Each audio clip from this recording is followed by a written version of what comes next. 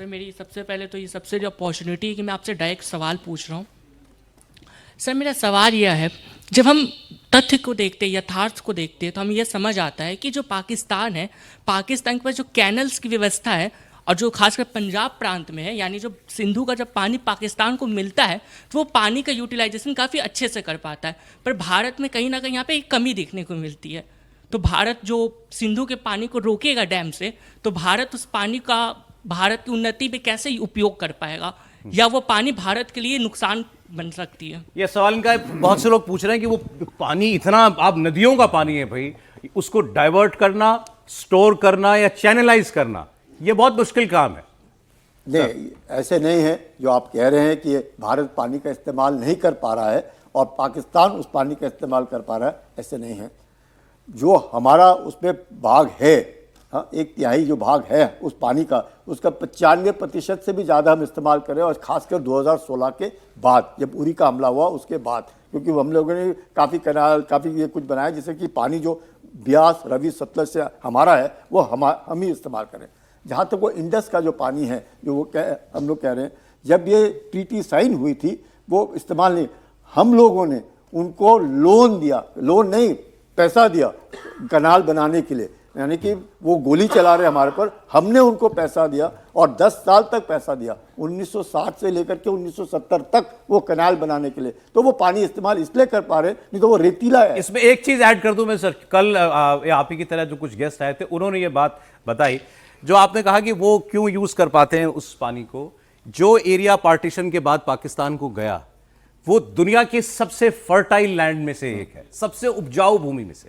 और बंटवारे के पहले अंग्रेजों के दौर में वो जो कैनाल सिस्टम आप कह रहे हो वो अंग्रेजों का बनाया हुआ है। बिल्कुल सही कह रहे हैं। क्योंकि वहां इतनी खेती होती पंजाब, थी, इसलिए वहां पाकिस्तान पंजाब है, उसकी जो डेवलपमेंट थी कैनाल डेवलपमेंट की, इवन बिफोर इंडिपेंडेंस सबसे ज्यादा अच्छी वहीं पे थी, इसी वजह से वो फर्टाइल था। लेकिन अगर अब देखिए तो हमारा जो पंजाब है आफ्टर इंडिपेंडेंस वो भी ग्रेनरी ऑफ इंडिया बन गया। इसका मतलब कहीं ना कहीं हमारी भी कैनाल सिस्टम को over a period of time बहुत अच्छी तरीके से बनाया। सर इस पर एक बड़े मजेदार बयान बिलावल भुट्टो का आया, वो सुनना चाहिए आप लोगों को। बिलावल भुट्टो क्या कह रहे हैं? वो कह रहे हैं कि हमने 4 जंगें लड़ी हैं भारत के साथ, वैसे ही बोलते हैं, लेकिन कभी ये ट्रीटी इंडिया ने बंद नहीं किया।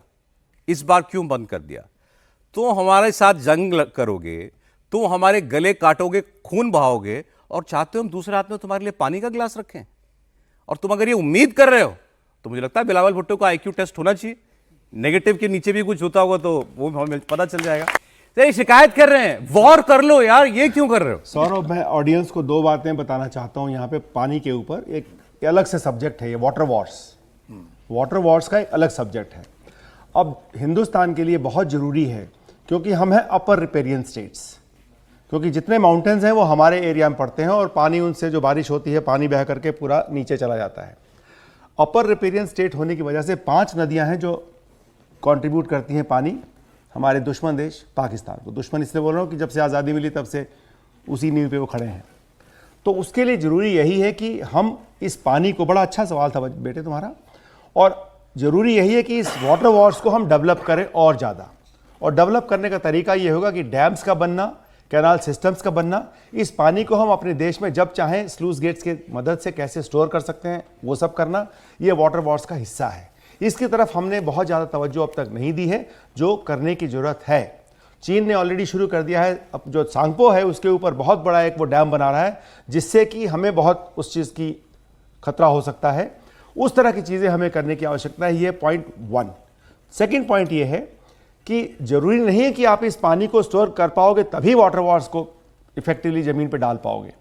अगर आप पानी के टाइमिंग्स को भी अगर वेरी कर देंगे तो नीचे की सारी फसलें बर्बाद हो जाएंगी। यहां पे जो ये लोग कहते रहते हैं कि हमारे पास वो कैपेबिलिटी नहीं है कि हम पानी के बहाव को रोक सकें, आज की डेट में शायद उतनी बड़ी कैपेबिलिटी नहीं है। लेकिन अगर पानी के बहाव को हम टाइमिंग में ही अगर फ्लक्चुएट कर देंगे, आगे पीछे कर देंगे, तो नीचे जो है फसलें 80% जो है पाकिस्तान की पूरी खेती होती इस पानी से है।